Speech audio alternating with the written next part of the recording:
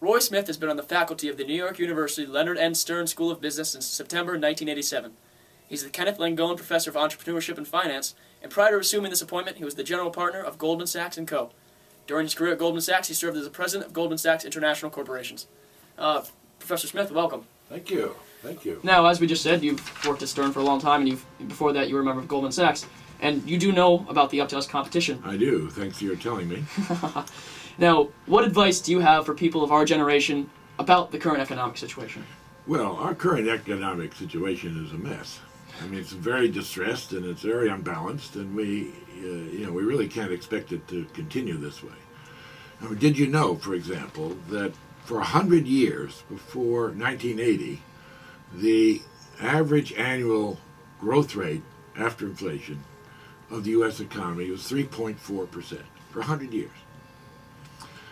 But for the last 12 years in this country, the growth rate's been only 2%. And for the last 5, it's been 1%, in fact, less than 1%.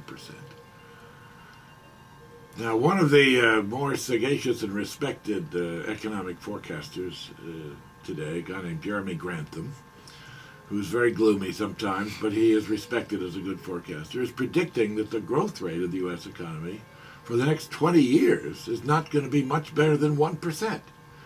This could be catastrophe for the U.S. economy, to have such low levels of growth, and the place where it's going to affect the most will be your generation, because you'll be the ones living through all this and then, to the end, inheriting its problems.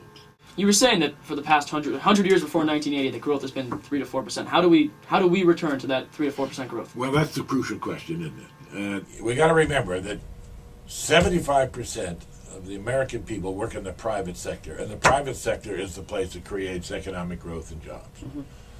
We need our private sector. We should revere our private sector for what it does do. Now, it's true that enterprises engaged in business in competition with each other are going to be driven by motives that need restraint. They're sometimes too greedy, they're sometimes too aggressive, but we've had regulation for many years to try to accommodate those excesses when they come along and to stop them.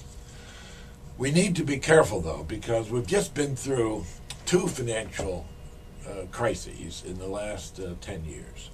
One was after the technology bubble burst in 2000. The other came with the mortgage crisis in 2008. And those were very devastating crises, to be sure. And in good part, they had something to do with the private sector being running to excess. But that wasn't the only part of it. There was also the lack of good regulation, the lack of monitoring what was going on, and the policy-making decisions by people in economic positions of power that kept interest rates so low for so long that stuff happened. Now, where we are now is that we have to recognize that we go through periods when we have too low regulation, we go through periods when we have too much of it. Yes. It's arguable we're in that period now. We have a little too much of it. We've got to back off of some of that to let the private sector get back to normal. Professor Smith, do you believe that we should have more government spending as a stimulus to kickstart the growth that we need? Well, that's a very common observation. The Keynesian theory, as we call it, spend more government money when things are down to kind of bring things back up to normal. And I'm not disputing that the theory can work, but we have a couple of problems with it right now. One is that we just spent $750 billion in the recent stimulus plan, and we really got very little for it. And our growth rate hasn't been much affected by it.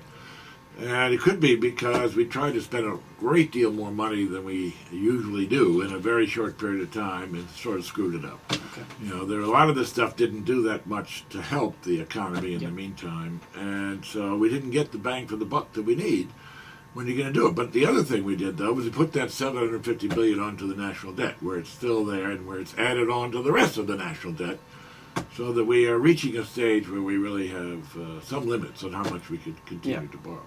Although I do agree with people like Larry Summers and Paul Krugman, with whom I agree relatively little otherwise, that we need to recognize that getting the growth back first is the right way to go, rather than worry about the deficit. But we have to get the growth back in ways that are going to work, and not ways that are going to just do little but add more to the debt burden. Professor, how big of a problem do you see the debt level being right now? Well, did you know that 40 years ago, the U.S. debt as a percentage of the value of the economic output, the GDP, was 28%. 20 years ago, it was 40%. And now it's 68%. So we've gone from 28 to 40 to 68, and some say that it could be higher than that now if some of the expected spending cuts aren't cut in order to help the economy recover. So we are dealing with a situation where our overall national debt problem is being restricted. We can only go so far before we begin to endanger the ability of the United States to attract capital and to maintain a high credit rating.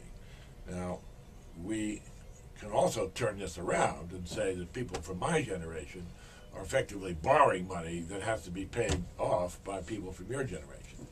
And you're going to say, well, maybe we were willing to do that, but not if there's nothing in the cupboard when we come around, because all you've done is spend it. There isn't anything here. We still have to pay for it with the IOUs. Yeah. Speaking of your cupboard analogy, isn't most of our national debt from the entitlement programs of which we're talking about? Well, a good part of it is, yes, very much a large part of it. Did you know that in 1960, when I graduated from college, the entitlement programs were a very small amount of our national budget, maybe 1/3 of it all. And now it's increased on 100 times from what it was in 1960. Wow. And it's now 2/3 of the national budget. And it doesn't seem to have any way to go down. This is all put into place so that the spending increases are automatic, and it's not something that gets voted on yearly. It's simply an automatic increase in it. So it's conceivable that we could be even higher than it is now, which means it squeezes out of our budget just about everything else that you might want to see in there, including programs that support students or people in retraining, research, health stuff. All that can be squeezed out because we are stuck with this great entitlement program, most of which goes to support Medicare, Medicaid, Social Security, veterans benefits, and welfare and support programs. A great deal of that, maybe more than half of that, goes to support old guys. So that's what I say. The old guys are going to clean out the cupboard before you get there. Now, before you mentioned the U.S. credit rating, which has been downgraded, do you believe that this downgrading threatens our ability to borrow in the future?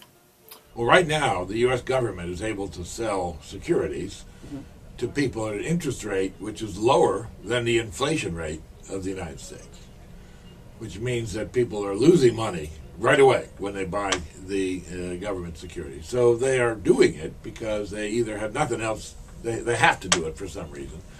They have surpluses of cash in China and so on, which have to be invested in credible government securities. They don't want to put pressure on the dollar. They already own too much dollars, so they just keep doing what they did before. But to a large degree, people are buying this because it's, for them, safer than investing in other places, in other parts of the world, which they think of as being more risky. You're saying, I may not make much, but at least I'll get it back. Whereas in other places of the world, maybe they think that's less clear. So it's not a problem so much right now that it's been downgraded. The market doesn't see it that way so much. And we can still borrow a lot, which is good because it's cheap. But it just adds up in the end. And at some point, it simply becomes too much. And, of course, we have to be careful that we just don't become greedy pigs and we keep doing this until finally, we've eaten all the food there is and then there ain't no more. Based on everything we've talked about, it sounds like our generation has to face quite a few economic challenges. It does. It really does. But you can do it. Now, generations have done this before, and I really am quite optimistic because, frankly, I know a lot of people like you. That makes me feel comfortable that you're going to get your arms around this and deal with it better than it's being done now. But there's a price to pay for that, and that is becoming economically literate. Yes. To understand economics and public policy and social issues so that you can come up with sensible programs, compromises if necessary, but not be stuck with some kind of political dogma that gets you nowhere. And your job is to become knowledgeable about these issues and then vote. Now, did you know that only half of your generation votes, if that? And they don't vote even that much in state and other municipal elections, where awful lot of the action against the coalface is actually taking place. So if you're going to be responsible citizens and looking after your own interests, which are considerable, you need to know what you're doing, and then you need to do it. And so get out and vote. That's what you got to do.